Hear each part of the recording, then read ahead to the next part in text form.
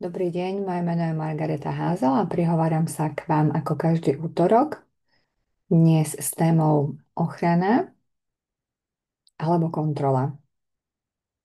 Nachádzame sa v emočne celkom takom náročnom čase. Dôvodov na to, prečo by čas mal byť emočne náročný, si z vonkajšieho prostredia vždy vieme nájsť veľa, ale nebudem hovoriť o takýchto dôvodoch, ktoré si nachádzame sami. Ale tak ako vždycky troška sa inšpirujem v astrológii a to z toho dôvodu, že v súčasnej dobe máme veľmi veľa planét, ktoré vstúpili alebo sa nachádzajú vo vodných znameniach.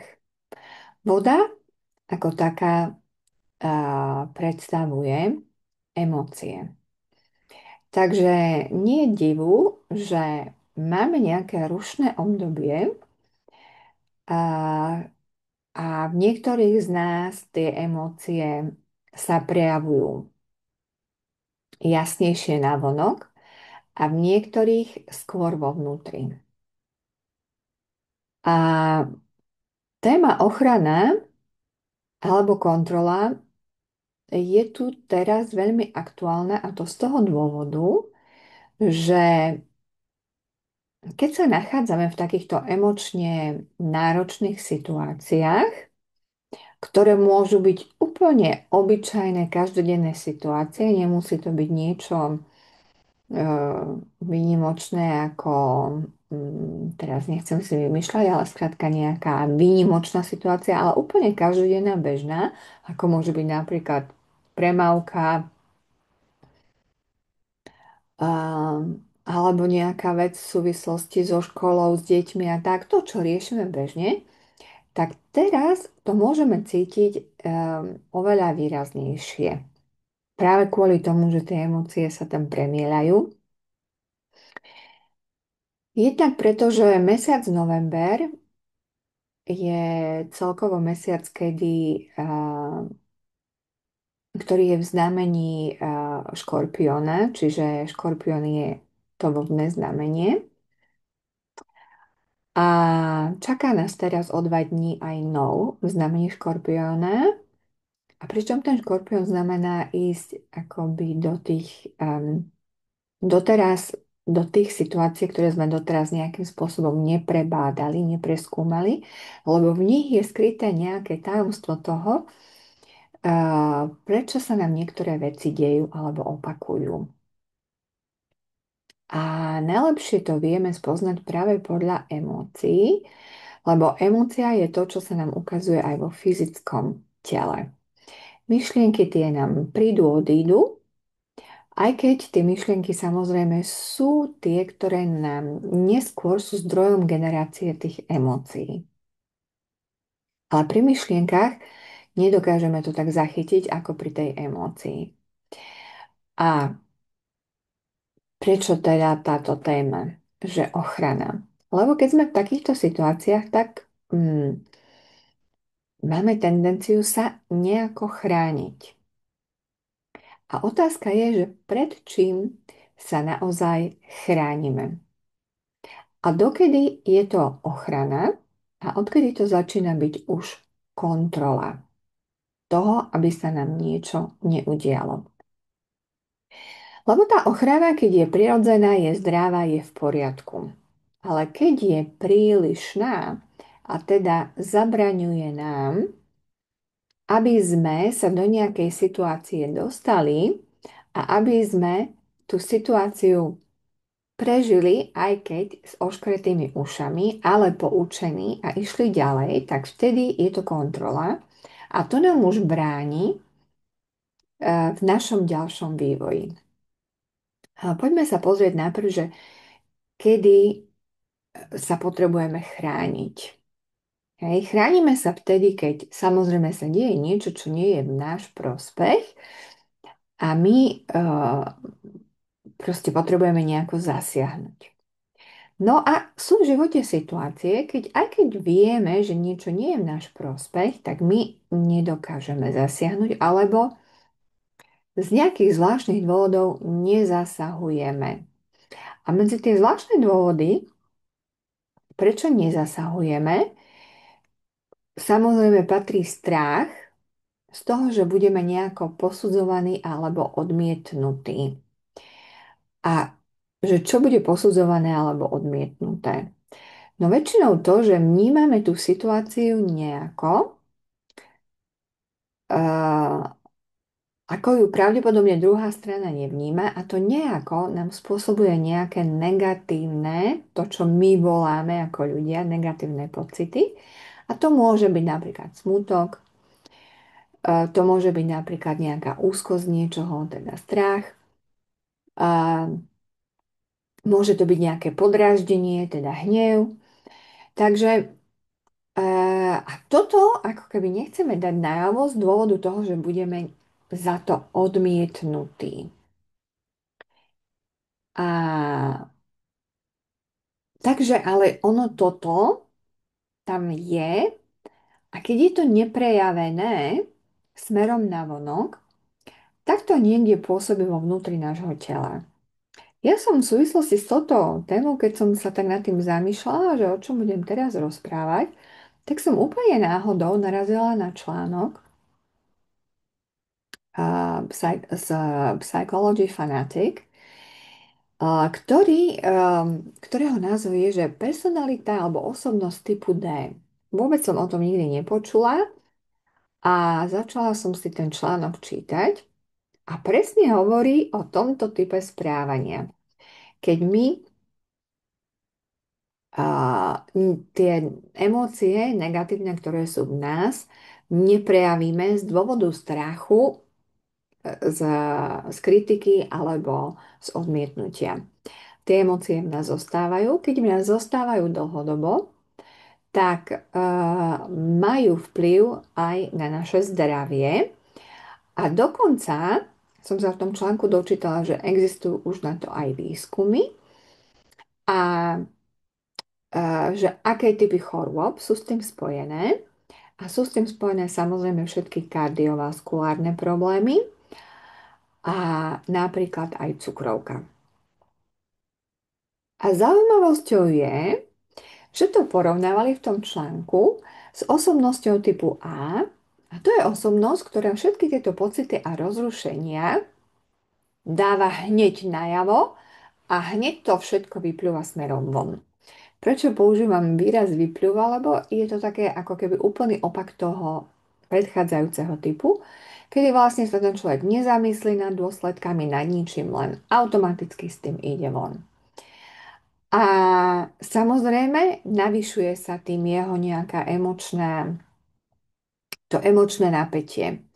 Lebo určite viete to sami na sebe, že keď sa nahneváte a teraz ešte vám niekto príde do cesty, kto vás ako keby že trochu podráždi, tak a vy sa rozhodnete, že ten hnev dáte zo seba von a možno sa rozhodnete úplne podvedome, tak vlastne ten hnev narastie. A aj keď ide smerom von, stojí nás to nejakú energiu. Čo to znamená, že stojí nás to nejakú energiu? Ak to máte zažité a odpozorované, tak väčšinou je to tak, že po takomto niečom sme unavení. A, a výsledok toho, prečo sme sa nahnevali a prečo sme to prejavili, je otázny. Hej? Lebo nie vždy to môže mať taký vplyv, že tá druhá strana ten hnev nejako pochopí, porozumie tomu a nejako sa k tomu postaví. Môže to tak byť a nemusí to tak byť vôbec, čiže to nevieme, ale výdaj energie na to odišiel. Čiže aj psychológia hovorí teda o tom, že sú to dva rozličné akoby protipóly a aj tento typ A osobnosti je ten, ktorý podlieha tým istým chorobám. To znamená srdcovým chorobám, vysokému tlaku a rizikám v oblasti cukrovky. Takže opäť sa vraciame k tomu, že ten dobrý zlatý stred, ale dobrý zlatý stred nemôže existovať, keď nemáme odpozorované, na základe čoho sa nejako chováme. A toto odpozorovanie môže vzniknúť jedine, ak venujeme priestor pozorovaniu samých seba. A ako vždy, dostávame sa k téme, že ako ten priestor na pozorovanie si vieme dať. Vieme si ho dať buď sami, keď sa rozhodneme pre nejaký čas sami so sebou. Vynikajúca je na to tzv. Mindfulness meditácia alebo meditácia pozornosti, všímavosti, ktorej sa učíme, ako pozorovať aj nepohodlné emócie, okrem iných vecí, a zostať v tom pozorovaní. A nereagovať na tie emócie alebo neinteragovať s tým príbehom, ktorý prichádza s tými emóciami. Toto samozrejme si vyžaduje tréning. Toto nevznikne tak, že ja z ničoho nič sa rozhodnem, že idem pozorovať a už hneď viem a pozorujem. Hej. Vyžaduje si to, nechcem povedať, aký dlhý tréning, lebo u každého je to iné, ale raz, keď ten tréning akoby začneme mať, tak pochopíme, alebo začneme realizovať, tak pochopíme, že nefunguje tak, že aha, teraz už som sa to naučil, už to ďalej nemusím robiť. Funguje to tak, že stále prechádzame potom do iných vrstiev toho pozorovania. Pre niekoho je to pozorovanie fajn, keď je v skupine. A môže to byť pri tej meditácii, môže to byť pri joge, môže to byť pri tanci. Teda v skupine ľudí, ktorí sa spoločne venujú podobnej záležitosti, akej sa venujem alebo potrebujem venovať ja. A toto všetko, akože ja som takto intuitívne a preto som robila a preto som aj začala robiť tieto útorky jogy venované emóciám. A k môjmu veľkému prekvapeniu som v tom článku zistila, že naozaj riešenia na takéto emočné stavy sú buď teda um, behaviorálne terapie psychologické, na ktoré ja teda nemám oprávnenie, alebo práve pohyb, ktorý znamená jogu, na ktoré oprávnenie mám, takisto tie meditácie všímavosti, na ktoré takisto oprávnenie mám, a práca v skupine. Čiže ak je pre vás problém odhaľovať svoje vnútro pred niekým, lebo tam môže byť ten istý problém, že sa bojíte, že budete posudzovaní, že nebudete pochopení, alebo že budete odmietnutí alebo neprijatí, hej, to je to isté, tak existuje tu aj táto možnosť. Pretože ďalej, aj v tom článku bolo uvedené, že tí ľudia, ktorí neprejavujú svoje emócie, zároveň upadajú do týchto aj chorobných stavov už na fyzickej úrovni preto, lebo majú tendenciu sa nehýbať, preto, lebo majú tendenciu práve sa vyhýbať veciam, ktoré potrebujú riešiť. Takže pohyb je to, čo nahrádza to vyhýbanie. Je to opak. Hej, toho. Čiže opäť vás pozývam na dnešnú jogu o 17:40 v štúdiu Santoša. Chcem vám tým len povedať, že každá joga môže byť iná.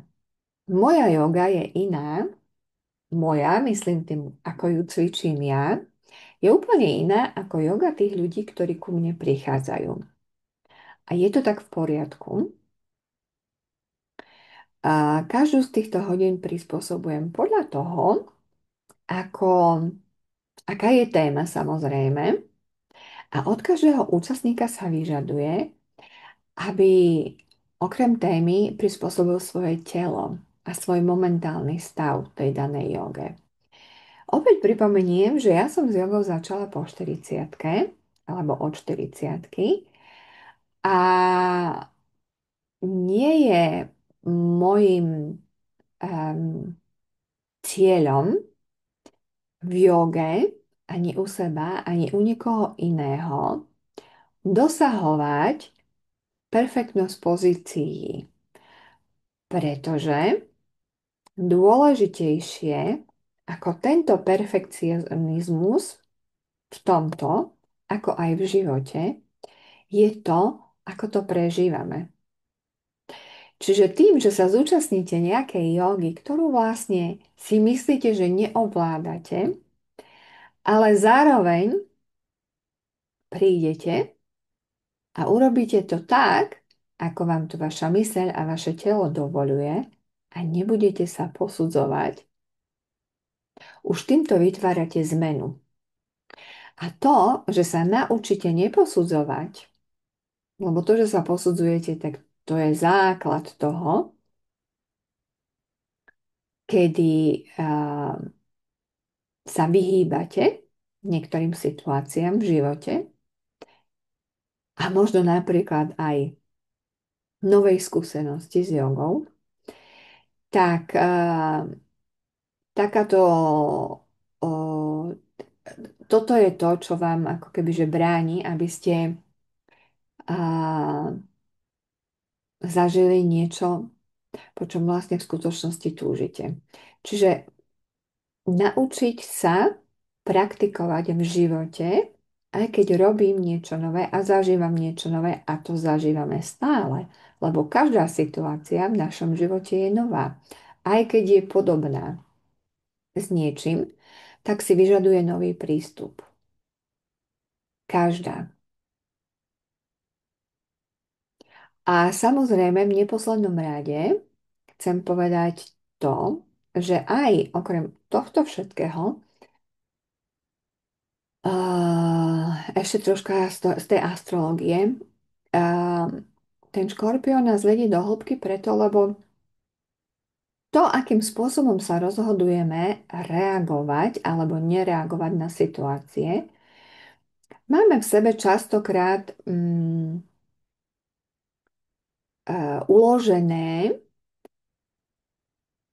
aj z databázy našich predkov. A táto hĺbka, ktorá je tu teraz prítomná práve cez tých veľa planét v znamení vody, aj ten nov v znamení vody. Zajtra bude konjunkcia Venuše, tiež so Škorpiónom. Lilith je v konjunkcii so Slnkom. Lilith, čo je považované za reprezentantku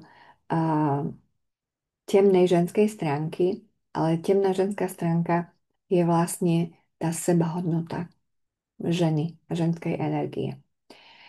V konjunkcii so Slnkom, teda s identitou. Čiže to všetko nás pozýva k tomu, aby sme sa otvorili pochopeniu toho, čo robíme a na základe čoho to robíme. A ak to nechápeme, je to niekedy tiež v poriadku len to pozorovať.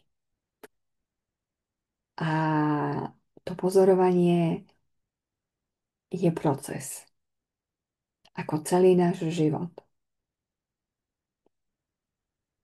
ktorým sa učíme každej chvíli prejsť. Takže opäť, môžem vás len pozvať na to, aby ste to vyskúšali so mnou, alebo aby ste to vyskúšali sami, alebo aby ste to vyskúšali s niekým, kto sa vám zdá, že vám viac vyhovuje. ale vyskúšajte to.